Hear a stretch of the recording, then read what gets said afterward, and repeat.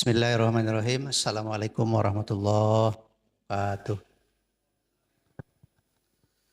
Alhamdulillahirabbil alamin wassalatu wassalamu ala asrofil anbiya'i wal mursalin sayyidina Muhammadin wa ala alihi washabihi ajmain. Rabbi israh li sadri wa yassir li amri wahlul 'uqdatam min lisani yafqahu qawli. Amma ba'du. Pertama-tama marilah kita panjatkan puji dan syukur kehadirat Ilahi Robbi Allah Subhanahu wa Ta'ala. Salawat serta salam semoga tetap terlimpah curahkan kepada junjungan kita Nabi besar Muhammad Sallallahu Alaihi Wasallam. Hadirin jamaah Masjid Riyadhus Shalihin, malam hari ini kita kembali melaksanakan salah satu kewajiban kita, yaitu thalabul ilmi, dalam rangka kajian malam Senin atau istilahnya ngarumas, dengan tema malam hari ini adalah terkait dengan pilar-pilar takwa. Insya Allah akan disampaikan oleh guru kita Ustaz Bapak Dr. Andes Wida Wijaya RMA. Barangkali sering kita dengar di dalam keterangan baik di dalam Al-Quranil Karim maupun di dalam sunnah hadis bahwa Allah itu memandang seseorang itu bukan dari warna kulitnya, bukan dari kegantengan atau kecakapannya atau kecantikannya, bukan memandang dari harta yang dimilikinya, tetapi Allah memandang dan menilai bahwa kepada seseorang itu dilihat dari ketakwaannya. Jadi seberapa derajat tingkat ketakwaan kita, itulah yang dinilai atau dipandang oleh Allah Subhanahu wa Ta'ala yang lebih mulia. Nah, oleh karena itu barangkali untuk menuju tingkat takwa yang lebih kuat, yang lebih besar, yang lebih kokoh, tentu ada pilar-pilar yang harus kita ketahui, ada pondasi-pondasi atau amalan-amalan atau sendi-sendi kehidupan kita yang harus kita laksanakan dan jalankan agar kita memperoleh ketakwaan yang lebih kokoh. Insya Allah malam hari ini kita akan bicara tentang pilar-pilar itu agar ketakwaan kita di hadapan Allah menjadi yang termulia. Untuk itu kami persilahkan Pak Ustadz Wida Wijaya untuk menyampaikan tausiahnya.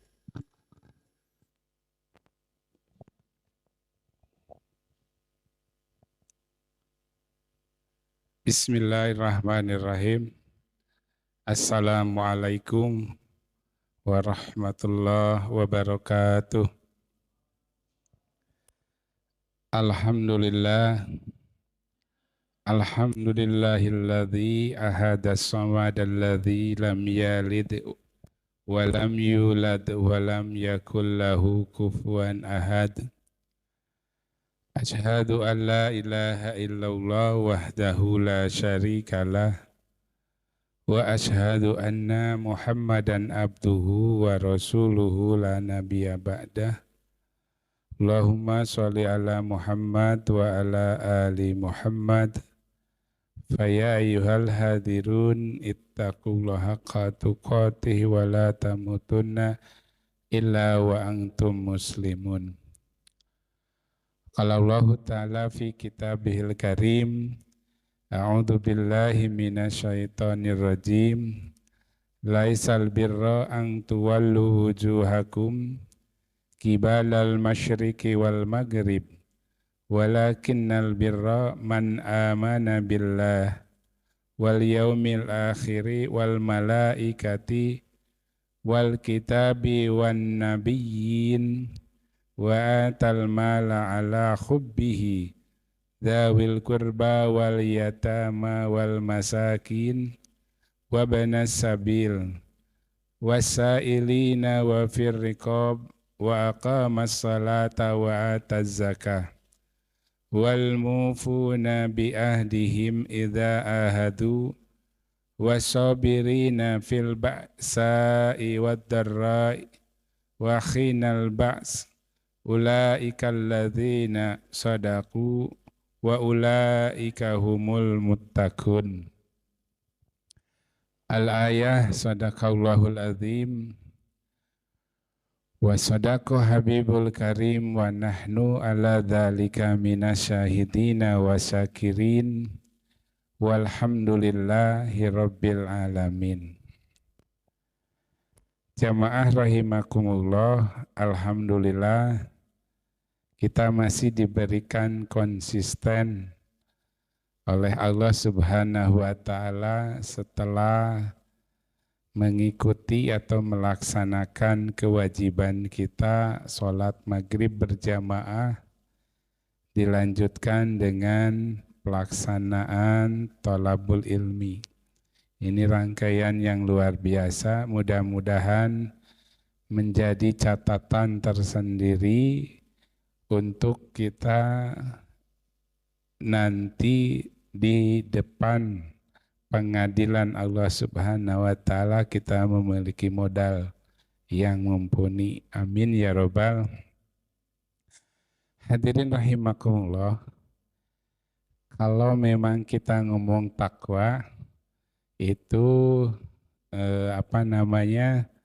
sering sekali kita dengar, apalagi dalam khutbah Jumat, karena itu merupakan kaifiat yang harus disampaikan seorang khatib mengajak untuk bertakwa.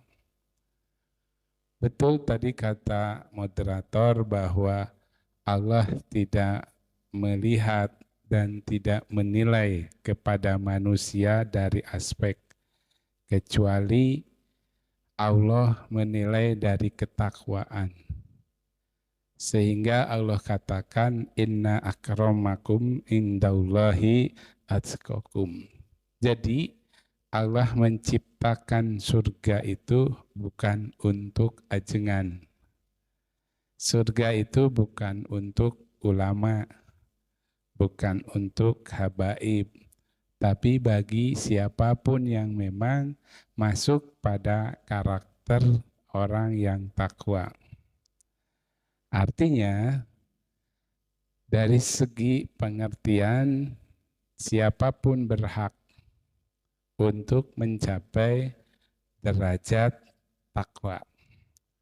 Malam ini kita akan coba sebenarnya apa dan seperti apa takwa yang Allah inginkan berdasarkan Al-Quran maupun berdasarkan hadis Rasulullah Sallallahu Alaihi Wasallam.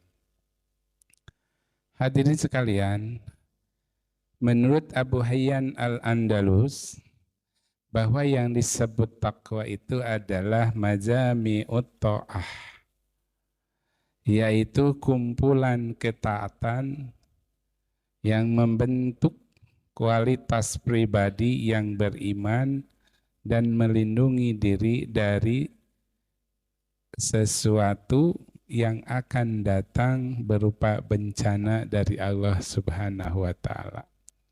Itu mana globalnya. Jadi yang disebut takwa itu adalah akumulasi kumpulan ketaatan-ketaatan kita terhadap Allah Subhanahu wa taala. Makanya ketika Sayyidina Umar Ibnu Khattab ditanya oleh salah seorang sahabatnya, kalau nggak salah, apa yang dimaksud dengan takwa? Maka Sayyidina Umar membalik bertanya, andaikan kamu berjalan di jalan yang penuh dengan duri, apa yang kamu lakukan? Maka jawab yang bertanya, aku akan berjalan dengan hati-hati. Maka Khalifah menjawab, itulah yang disebut dengan takwa. Bagaimana kehati-hatian kita, kehati-hatian tingkah laku, kehati-hatian ucapan, kehati-hatian perbuatan, sehingga kita betul-betul menjaga tidak perbuatan, ucapan apapun yang kita lakukan tidak terperosok kepada hal-hal yang Allah larang atau yang Allah benci. Itulah takwa. Jadi takwa itu adalah karakter kehati-hatian. Bahkan ada sebagian ulama menambahkan tidak hanya kehati-hatian, tapi yang disebut takwa itu di samping hati-hati juga ada ketakutan. Rasa takut di dalam dirinya terhadap apa yang akan Allah lakukan andai kata dia melanggar perintah Allah. Itulah takwa. Jadi takwa itu adalah akumulasi daripada kehati-hatian yang menimbulkan rasa takut. Kan kitanya Pak, andaikan kita takut, maka kita akan hati-hati. Seseorang memiliki rasa takut, maka apapun yang dia lakukan akan rine, tertib, gitu kan? Nah itulah yang dimaksud dengan takwa.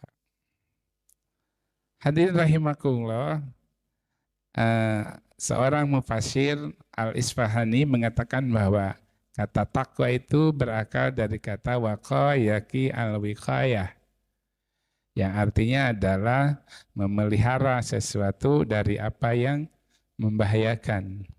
Jadi memelihara, menjaga diri kita. Kalau kita merujuk kepada Al-Quran, dari Al-Quran yang kita pegang ini, ada sekitar 69 perintah kita yang diperintahkan oleh Allah yang ditujukan kepada kita agar kita bertakwa terhadap Allah Subhanahu wa Ta'ala. Ada 69 ayat yang keseluruhannya itu memerintahkan agar kita bertakwa terhadap Allah Subhanahu wa Ta'ala. Salah satunya adalah dalam surah Al-Baqarah, surah yang kedua ya.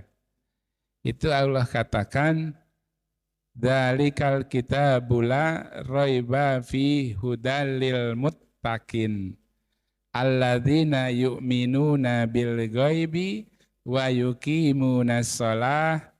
Terus wa mimma razaqnahum yunfikun, dan seterusnya. Dari ayat ini mengandung pengertian karakteristik orang yang takwa. Pertama, bahwa orang yang takwa itu yakin dan percaya terhadap perkara yang gaib. Bagi kita yang gaib itu adalah Allah, malaikat. Jadi yang gaib itu bukan sesuatu di luar angan-angan manusia. Yang kedua, melaksanakan sholat. Yang ketiga, menafkahkan sebagian rizki yang Allah berikan. Yang keempat, percaya terhadap kitab-kitab Allah. Ini Allah mengatakan di dalam surah Al-Baqarah.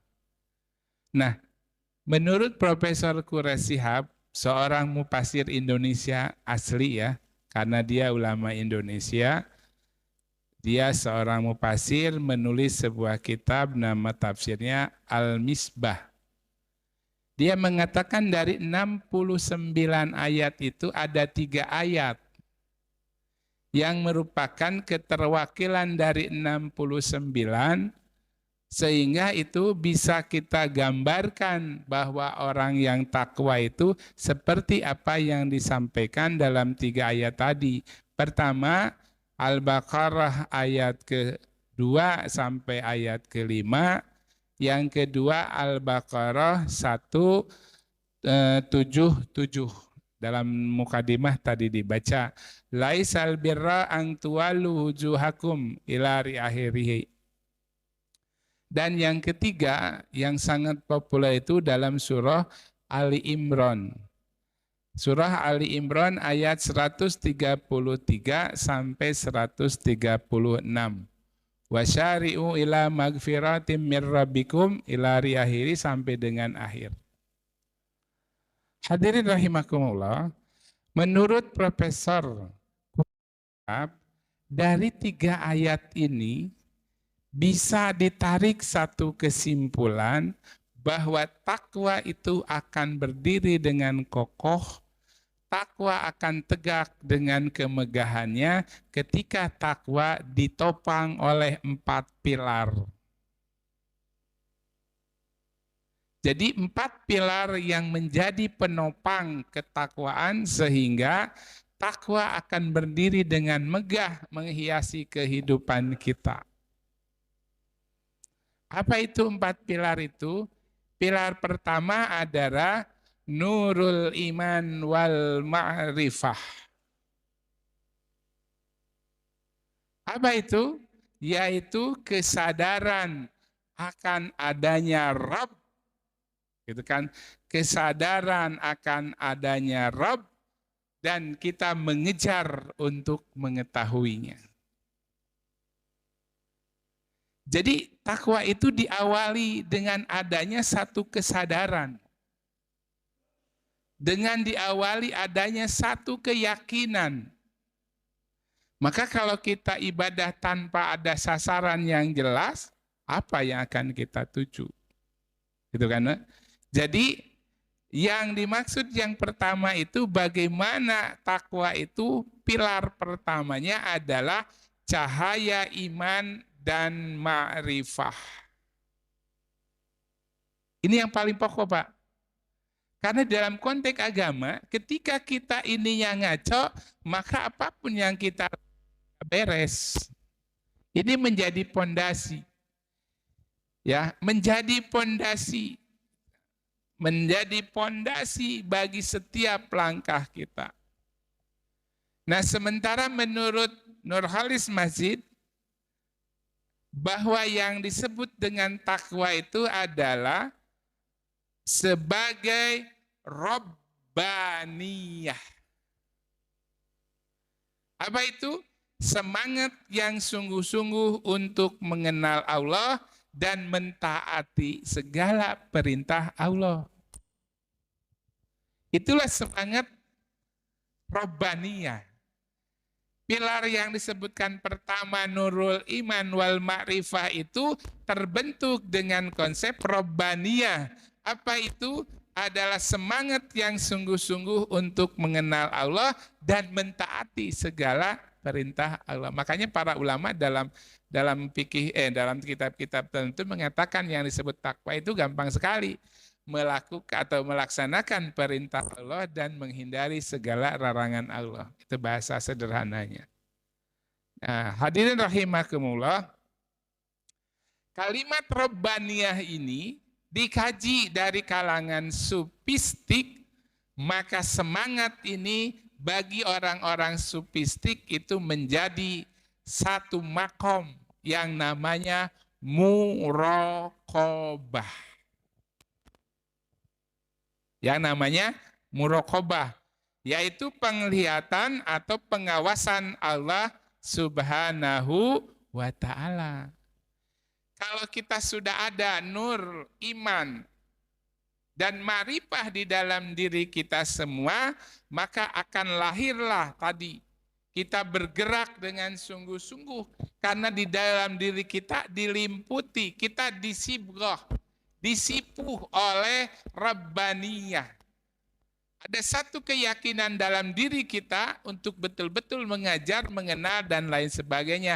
Maka dari kalangan sufi inilah yang disebut dengan muraqabah.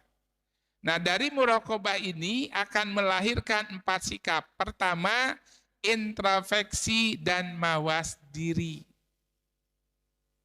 Itulah yang disebut dengan muhasabatun nafs. Orang yang sudah muraqabah itu dia akan senantiasa introspeksi. Jadi tidak gampang menyalahkan orang. Jadi lamun ningali teh henteu moloto terus kabatur kaharep. Tapi bagaimana ketika kita melihat orang, kita melihat sebelum kita menyalahkan orang, tapi bagaimana kita mengkritisi diri kita sendiri. Kan pangeunah nama gitunya, Pak. Yang paling enak itu salah kan gitu, tidak melihat diri. Maka orang yang takwa itu adalah akan mawas diri, gitu kan, dan introspeksi. Itulah yang disebut dengan muhasabatun nafs, sifat kaiji. Kedua, akan melahirkan amal dan perbuatan yang baik, yaitu solihul amal. Jadi amalnya luar biasa. Tidak harus diperlihatkan. Karena amal itu urusan kita dengan Allah. Yang baik berdasarkan ilmu. Tentunya ada dasar. Kadek, jangan sampai kita melakukan amalia itu tidak ada dasar perintah karena cenah. Jadi nggak ada ibadah itu kama kola. Jadi kudu kola Allah atau kola Rasulullah. Jangan sekali-kali. Yang ketiga, ketika orang itu senantiasa introspeksi atau mawas diri, maka akan melahirkan solehul amal. Dan yang ketiga, dia akan senantiasa takut. Takut kepada siapa? Takut yang sangat tinggi kepada Allah Subhanahu wa Ta'ala. Nah, ini rasa takut Pak berkurang diurang. Entah kan gampang hari ini. Perbuatan-perbuatan hal-hal yang melanggar itu dia langgar terus. Nah, karena di dalam dirinya tadi nggak ada. Robbaniyahnya itu udah pudar. Bahkan menurut Hasan Al-Banna, ya bukan Hasan Al-Banna, salah satu syekh ya. Kebetulan saya punya dosen, dia gurunya itu. Dia katakan bahwa hari ini itu umat Islam, manusia itu berada di juru paling pojok tentang robbaniyahnya. Karena segala sesuatunya terimbas oleh material. Kalau kita mau nyebutkan sudah luntur, jelek memang. Tapi berada di pojok terjauh. Ini makanya hari ini Pak. Maka kita hari ini di awal 2023 ini, yuk kita bangun. Dan yang keempat adalah timbulnya perasaan dekat dengan Allah. Ya, bagaimana kita senantiasa merasa dekat dengan Allah? Allah itu sangat dekat. Idza sa'alaka ibadi anni fa inni qarib. Allah itu dekat dengan kita. Makanya ini diterjemahkan oleh teman-teman. Jangan ngadoa itu kudu kenceng-kenceng, Allah itu dekat. Nggak jadi masalah, biarkan aja itu pemahaman orang. Ya, nah, jadi yang keempat itu akan merasa dekat dengan Allah. Subhanallah kalau kita udah seperti ini. Inilah pilar pertama Pak. Jadi bagaimana nurul iman wal ma'rifah ini akan melahirkan Rabbaniyah di dalam diri kita.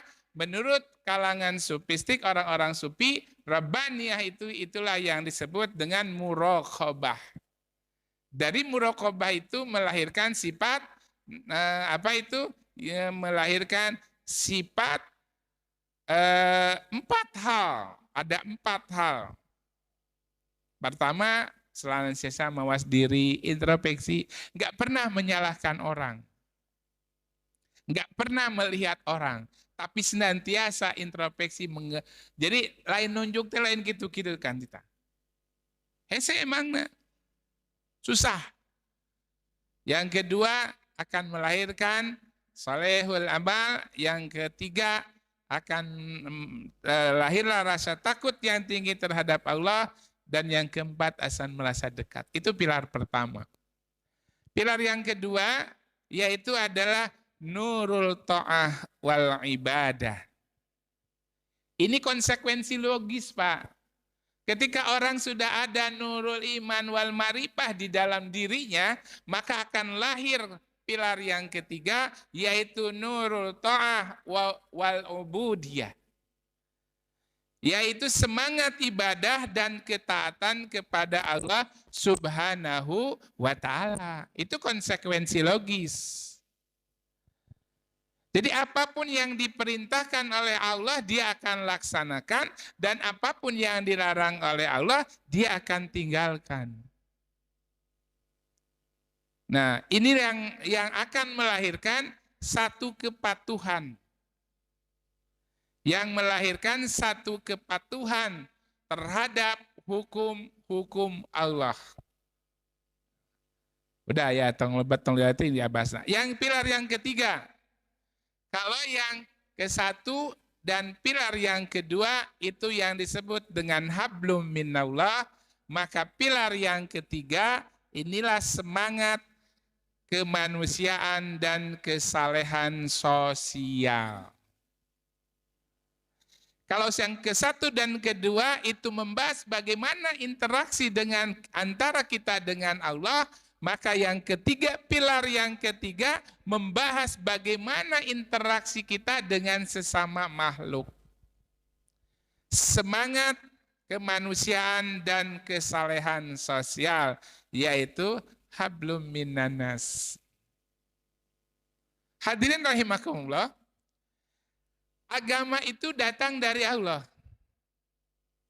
Bertolak dari keimanan dan keyakinan kepada Allah, tetapi agama diturunkan bukan untuk Allah, tetapi agama diturunkan untuk manusia. Jadi, bagi Allah manusia taat atau tidak nggak ada masalah. Nggak ada gara-gara manusia itu pada mungkar Allah menjadi kekurangan kekuasaan keagungan, tidak. Karena agama itu diperuntukkan untuk manusia agar apa? Agar manusia terselamatkan kehidupannya sehingga nanti kehidupan di akhirat lebih selamat.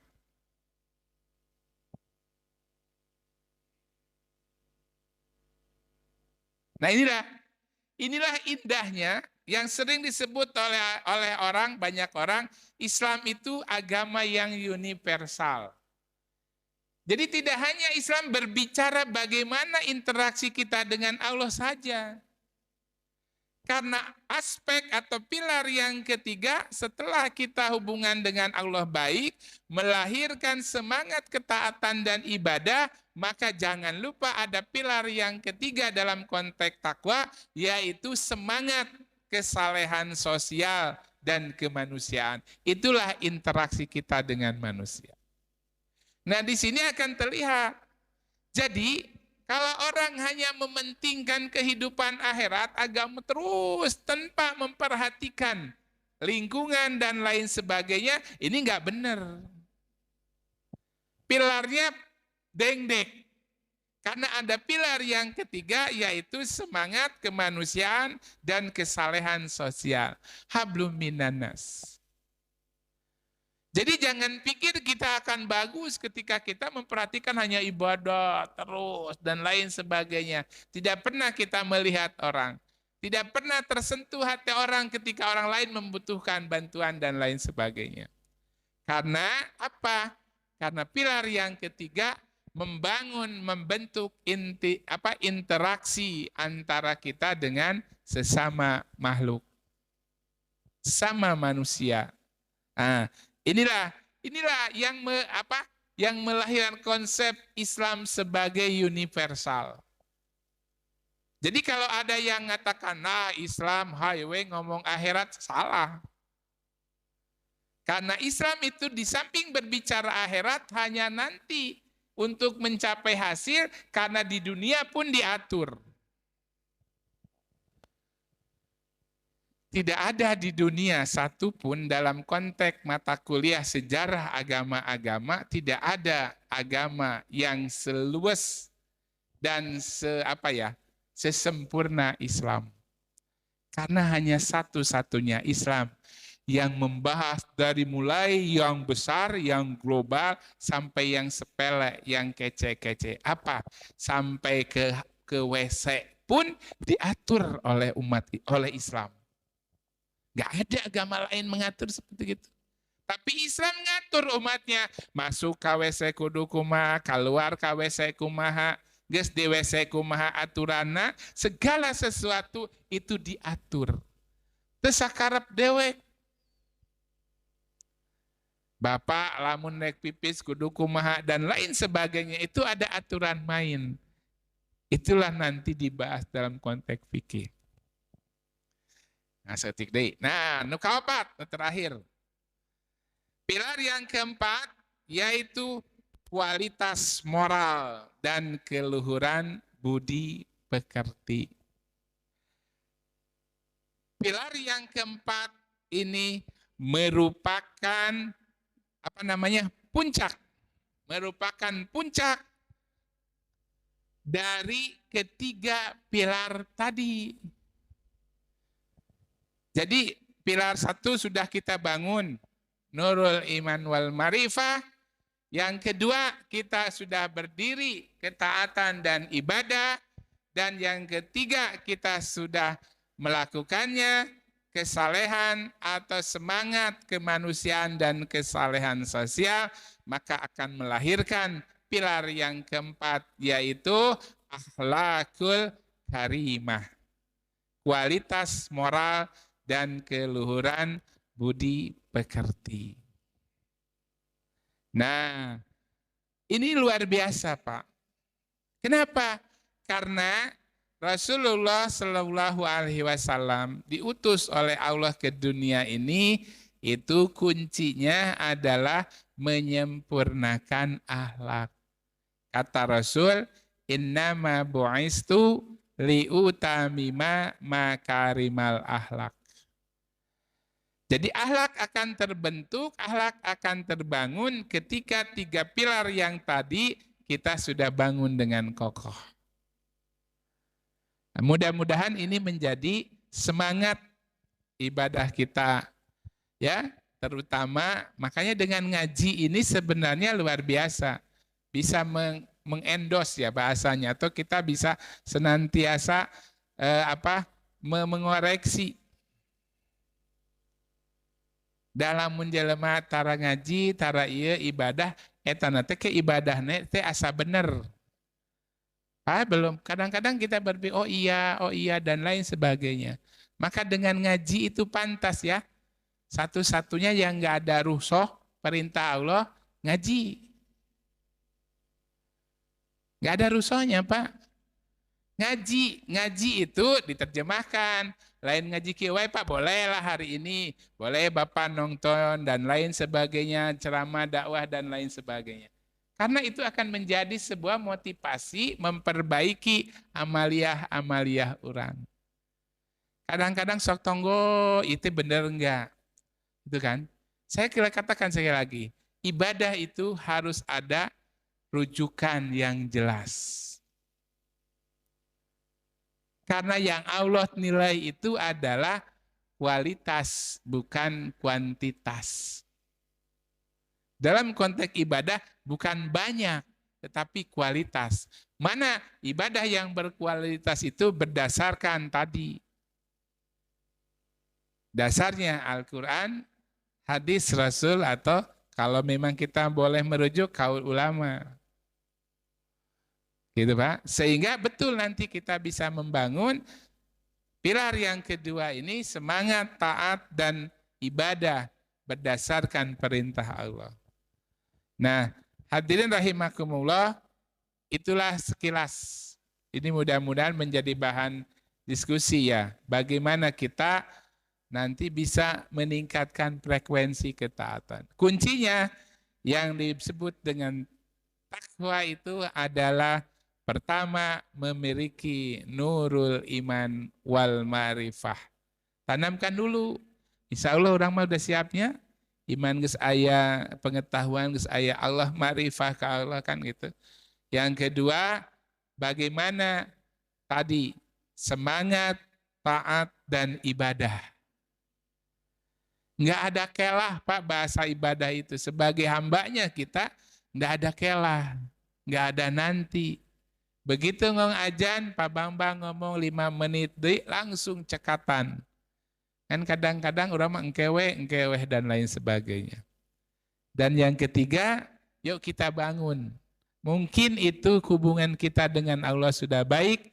Kita lihat yang pilar yang ketiga, semangat kemanusiaan dan kesalehan sosial. Kadang-kadang kita masih kurang atau belum dan lain sebagainya, yang akan melahirkan akhlakul karimah. Puncak atau bias dari 3 pilar yang sudah kita bangun tadi. Mudah-mudahan ini menjadi bekal telaah bagi kita ya, masalah ibadah ketaatan, karena target hidup kita ini mengejar takwa terhadap Allah Subhanahu wa taala. Karena surga itu disediakan bagi orang-orang yang takwa, bukan bagi siapapun. Itu nuloba ilmuwan banyak, kan kalaguangan berdegul banyak. Makanya Allah mengatakan surga itu kami sediakan bagi orang-orang yang takwa. Mudah-mudahan ini menjadi sebuah motivasi, menjadi penyemangat di tahun 2023 ini kita tingkatkan ibadah orang, ibadah kita ya Pak ya. Kita berharap dengan konsep seperti ini itu DKM memberikan metode-metodenya, berharap yang ngaji itu meningkat. Karena senantiasa diberikan jawaban. Luar biasa DKM hari ini. Keluhan dan keinginan tetap. Nah itulah. Tapi DKM sudah melakukan, tugasnya sudah terselesaikan, tergantung jamaahnya. Saya pikir itu saja Pak, mudah-mudahan ini menjadi, oh iya sedikit satu lagi ayat. Bapak boleh lihat surah At-Talaq. At-Talaq itu ayat ke-60 berapa ya? 65 kalau nggak salah. Itu ada di situ Allah memberikan gambaran. Ketika orang takwa apa yang Allah berikan terhadap Allah di dunia maupun di akhirat. Allah akan mempermudah permasalahannya. Allah akan berikan rezeki yang tidak disangka-sangka, bahkan akhiratnya Allah akan berikan kenikmatan surga. Itu di At-Talaq Pak, mangga dikejar, dikebet di bumina, bari calik, bari ningali. Jadi ngaji teh kudu aya gawe, ulah ngedengikeun hungkul geus balik ka imah cicing, jangan. Jadi abdi senantiasa jeung ibu-ibu gitu, tinggal di Qur'ana. Jadi ngomong teh bukan berarti tidak berdasar, mun Al-Qur'an ingatkeun.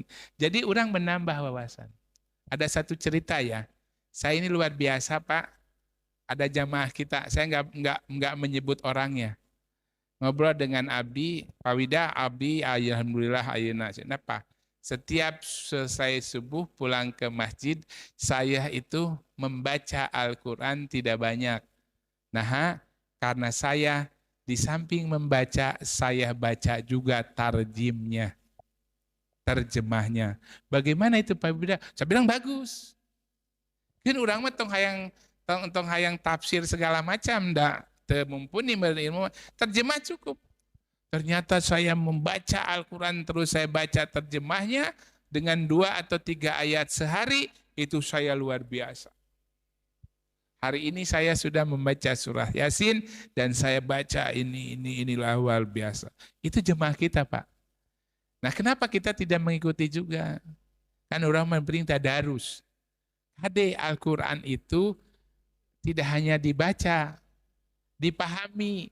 Geus dipahami, dilakukan. Karena Al-Quran itu tidak hanya semata-mata bacaan. Walaupun asalnya bahasanya qiraah, bacaan. Ulah ternina bobo, cing sajalma anu maca Quran, ya. Nu macana jeung nu ngadengikeunana bakal ge wasana. Jangan. Kita harus meningkat. Pahami. Dengan cara pahami apa? Sekarang banyak terjemah-terjemah. Akhirnya satu pemahaman. Nah, gitu Pak. Mudah-mudahan ini hanya sekedar motivasi Pak. Jadi supaya ibadah-ibadah orang tambah meningkat, tambah tambah soleh. Sama bagus. Saya pikir itu saja, mudah-mudahan ini menjadi motivasi bagi kita dalam rangka kita meraih status atau label sebagai orang yang takwa. Inna akramakum indallahi atqakum. Saya pikir itu saja. Billahi taufiq wal hidayah. Assalamualaikum warahmatullahi wabarakatuh. Terima kasih Pak Ustadz. Apa yang disampaikan. Mudah-mudahan ada manfaatnya bagi kita semua dan tadi disampaikan oleh Pak Ustadz, ternyata orang yang bertakwa itu tidak hanya secara langsung melaksanakan kegiatan amaliyah ibadah kepada Allah, tetapi ada juga pilar lainnya yaitu hablum minanas, yaitu interaksi sosial dan kesalehan sosial Pak Ustadz ya, serta yang terakhir memiliki akhlak yang mulia. Ini luar biasa. Dan barangkali ada dari jamaah ada yang mau memperdalam atau mau menyampaikan atau mau menambahkan, silakan. Assalamualaikum. Terima kasih atas kesempatan yang diberikan. Ini mengenai pilar ketakwaan. Yang pilar pertama kan tadi nurul iman wal ma'rifat ya. Kalau hal nurul iman mungkin kita udah paham ya. Cuman dalam hal wal ma'rifatullah itu kadang-kadang memang saya sering dengar, cuman perakannya itu ma'rifatullah itu gimana Pak penjelasannya begitu ya. Yang pertama. Yang kedua di pilar di pilar ketiga itu kan intinya hablum minanas ya dan hablum minallah. Kalau hablum minallah mungkin kita ya udah asal rajin lah ya gitu ya. Cuman dalam hablum minanas ini kadang-kadang kita berinteraksi dengan orang itu tidak seperti Nabi Muhammad barangkali ya. Kalau Nabi Muhammad itu dilempar kotoran, dihina pun nggak apa-apa. Tapi kalau kita ini sebagai manusia biasa kadang-kadang suka marah dalam hati, nggak enak. Mohon gimana itu ya cara mengatasinya. Terima kasih barangkali itu aja. Terima kasih. Assalamualaikum warahmatullahi wabarakatuh. Dalam pada hablu minanas itu mungkin kita mengenal tadi dibahas juga tentang sufi dan kesana itu marifat. Nah, terus dalam hablu minanas ya kita hubungan sama manusia, ya mungkin di sini ada masalah berkaitan dengan syariat, kemudian juga hakikat, dan nanti ini kepada ke marifat gitu kan. Nah, saya pernah membaca suatu surat atau suatu ayat gitu ya. Amaludini marifatullah gitu kan. Jadi bagaimana kita mau beribadah kepada Allah, tapi kalau kita belum kenal dengan Allah. Jadi kenalilah Allah. Kalau sudah kenal dengan Allah, kita ibadah tuh ya kalau bahasa kita mungkin connect gitulah, nyambung gitu kan. Gitu. Nah ini terus terang aja, ini perlu ilmu-ilmu bagaimana cara mengenal Allah untuk menuju kepada ma'rifat gitu ya, ma'rifatullah. Sebenarnya itu adalah awal dini ya, awalnya agama tuh ya menyembah tuh ya kita harus mengenal. Kalau dengan apa tadi itu hablum minas mungkin kita kenal gitu kan. Itu pun juga di masyarakat sosial tuh memang kadang-kadang sulit ya. Ini diperlukan kadang-kadang kita perlu pengorbanan perasaan dan sebagainya ya. Kita harus nauin sifat-sifat daripada si A si B tetangga kita. Di sini tentunya kita perlu banyak pengorbanan, tentunya banyak maklum. Ini tolong dijelaskan Pak antara marifat kemudian juga sufi dan mungkin dari tadi syariat hakikat gitu. Terima kasih. Wassalamualaikum warahmatullahi wabarakatuh. Dari Pak Olis, nanti ada Ustadz Hotib kok jadi ngomong Ustadz Hotib. Hai Ustadz Yazid. Ustadz Hotib berarti Ustadz di pondok saya Pak. Jadi ngomong ke Ustadz Hotib. Ustadz Yazid nanti bisa menambahkan ya. Pertama tadi dari Pak Olis ya. Tentang ma'rifat ya. Ma'rifat. Sebenarnya yang dimaksud dengan ma'rifat itu bagaimana kita mengenal. Wow. Jadi cara pertama ketika kita ibadah itu harus tahu sasaran tujuan kita ibadah. Itu ma'rifat sebenarnya. Nah nanti di dalam kajiannya adalah ilmu tauhid, nanti sekalian menjawab Pak Jae. Nanti ada di tauhid. Tauhid itu bab pertama adalah ma'rifatullah. Jadi orang sebelum berbicara apapun, nonsen ketika kita tidak mengenal. Jangan sampai nanti ibadah kita ini tidak sinkron. Kalau bahasa Pak Jae tadi tidak connect. Nah, sebenarnya kalau dalam konteks tataran keilmuan itu digarap dalam teori tauhid. Makrifat itu ketauhidan kita.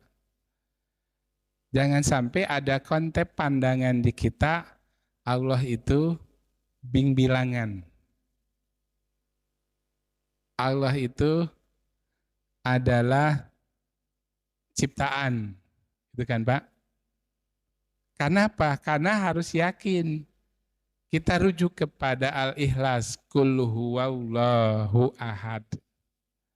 Allah kita itu adalah yang satu. Satunya kita berbeda dengan satunya manusia. Ini nanti dibahas di Tauhid. Kalau satunya kita bilangan. Kalau satunya Allah itu tidak bilangan. Tidak menimbulkan aspek yang lain. Saya sekedar gitu ya. Jadi ketika kita yakin Allah satu. Makanya ada konsep tadi, ada pepatah ya, itu bahasa pepatah tadi, yang jelas bukan hadis. Ada yang mengatakan, man arafa nafsahu faqad arafa rabbahu. Sebenarnya kuncinya di dalam diri kita. Nah, bisa pikir gitu Pak, ini tauhid nanti dijelas. Jadi ketika kita ibadah itu tujuan kita arahnya jelas. Allah yang mana? Allah yang ahad, yang esa. Yang esa itu dalam konteks esa seperti apa? Allah itu esa dalam sifat dalam wujudnya. Kan ada teman kita, saudara kita ya, bilangan. Makanya saya agak tidak setuju juga dengan dokter yang kiai itu yang muda. Banyak di YouTube itu yang mengatakan mengucapkan selamat Natal itu ada dua. Ada Natal itu ditujukan kepada Isa ibnullah dan Isa ibnul Maryam. Kalau menyebut Natal untuk Isa ibnul Maryam, katanya boleh. Tapi ketika menyebut Isa ditujukan ibnullah, itu yang tidak boleh. Saya pikir hese tekudu make logika, tekudu make anal teori. Nggak sih sebutkan salah begitu. Dan yang dimaksud hari ini adalah Isa ibnullah. Bagi mereka kan Isa ibnullah itu nggak boleh. Karena Isa itu ibnu Maryam. Isa itu yang pertama ya. Nanti ada bisa ditambahkan oleh Saudara. Yang kedua, hablum minanas siapa ya? Kemarin saya ngaji di ibu-ibu. Jadi Allah memerintahkan bahwa ada 3 konsep. Pertama, ketika berhadapan dengan orang yang melakukan satu kekeliruan terhadap kita, itu ada 3 Pak. Pertama, afu. Afu itu memaafkan. Yang kedua, asofhu. Ini asofhu itu adalah luar biasa sebenarnya. Sesuatu asofhu itu lebih tinggi dari afu. Memaafkan. Karena apa? Contoh. Ketika orang bersalah terhadap kita, maka meminta maaf bagi orang yang salah itu wajib. Tetapi ketika memaafkan sebelum diminta, itulah as-safhu. Pekerjaan yang luar biasa. Jadi kita berhadapannya dengan itu Pak. Jadi ketika kita melihat ada orang kok kenapa begini, maka kata Allah al-afu, jangan banyak terlalu negative thinking. Sikap Allah katanya begitu. Maka kalau orang yang senantiasa memiliki al-afu, memaafkan terhadap orang, dia tidak akan penuh dengan beban. Lempeng. Komo bari ejeng bisa karakter yang kedua, as-safhu. Samemeh batur minta maaf, urang geus nggak maafkan. Kan esenya Pak. Sok urang. Memeh batur minta maaf, urang geus nggak maafkan. Hese. Makanya kata Allah yang kedua itu. Yang ketiganya adalah ihsan. Berbuat baik. Jadi lamun jelema eta pisebeleun ka urang bere. Kan urang mah kadang-kadang lamun merete ka jalma anu sok mere. Sok jawab sadayana. Terus Pak. Rata-rata manusia ditanya, ibu bapak anu sok mere teh, ibu lamun mere kasa kajalma anu mere. Padahal konteks Allah tadi al-afu, maafkan, kedua as-sofu, yang ketiga al-ihsan. Teh jelema teh kopet, bere kurang. Gitu kan? Nah, konsepnya seperti itu, Pak. Jadi dalam konteks kita, kalau kita menghadapan dengan orang, maka kata Allah seperti itu. Itu surah apa? Abi Hilab, nanti Qurannya ada. Nah, sehingga kita tidak akan punya beban. Satu, itu yang disebut dengan hablum minanas. Yang kedua, adanya kepedulian sosial tadi. Bagaimana kita punya peka. Jadi tidak hanya berpikir untuk diri sendiri. Karena ketika Allah menciptakan rezeki di dalam kita, punten ya, salit. Ketika Allah memberikan rezeki kepada kita, hati-hati. Itu bukan hak kita 100%. Ada 2,5%-nya orang lain.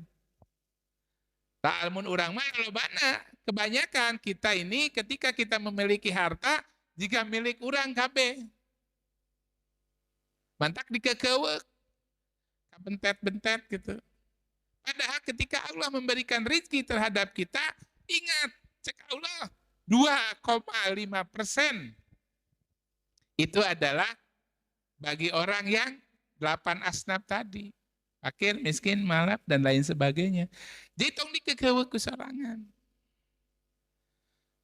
Pak channel lain ngudag 2,5% teh lamun loba, lamun gede, tidak. Ada standar dalam fikih ya. Kalau menurut Profesor Din Samsudin itu, Din Samsudin, itu adalah 72 gram kalau nggak salah itu. Ketika kita punya 72 gram, kita harus keluarkan dan lain sebagainya. Itu. Nah, itu saja ya, nanti bisa ditambahkan Ustaz Jadid. Yang ketiga Pak Jaye, itu nanti bisa dikejar bahwa kajian-kajian tauhid. Nah, kalau ma'rifat itu kebanyakan memang bab awal ya, dalam kajian tauhid itu bagaimana kita mengenal. Supaya apa? Jelas ibadah teh. Sasaran jelas. Kita Allahu Akbar, kebanyakan kita Allahu Akbar malaweng. Makanya kata Imam Ghazali, ketika kita mengejar husu, kan gitu ya, kan sholat itu kudu husu. Hese husu, tong husu, cek saha hese. Imam Ghazali memberikan syarat. Pertama, ketika kita husu itu hudurul qalb, ngehadirkan hati. Di mana ketika kalimat Allahu Akbar, disitulah harus hadir hati orang. Hudurul qalb. Hadir hati orang teh. Allahu Akbar, tong Allahu Akbar nu leungit kapanggih. Sok tingali ku Bapak salat. Di lamun salat teh kudu hadir hati orang. Makanya ulama-ulama ya, jangan nyebut Syafi'i karena Syafi'i pun tidak, kalau nggak salah, nggak memberikan usoli. Ulama-ulama itu memberikan tuntunan ke kita, sok baca usoli ku anjeun. Nggak apa-apa, karena itu hanya talaf, hanya bacaan niat. Nggak sholat, encan. Jadi lamun Bapak nyebut usoli, fardhu zuhri, encan sholat, Pak. Dah sholat mah di mana Bapak nyarios? Bapak nyarios Allahu Akbar. Itu baru masuk sholat. Guru saya mengatakan, usoli marek bari lempang, tidak itu kade geheg. Tapi ketika Allahu Akbar, disitulah hati kita harus manteng. Harus khudurul qalb, kata Imam Ghazali, kan begitu ya, harus hadir hati. Yang kedua, tafhim, paham. Yang kita baca itu paham. Akan babari. Aya weh cek ima ka maqala Widawijaya nya kade.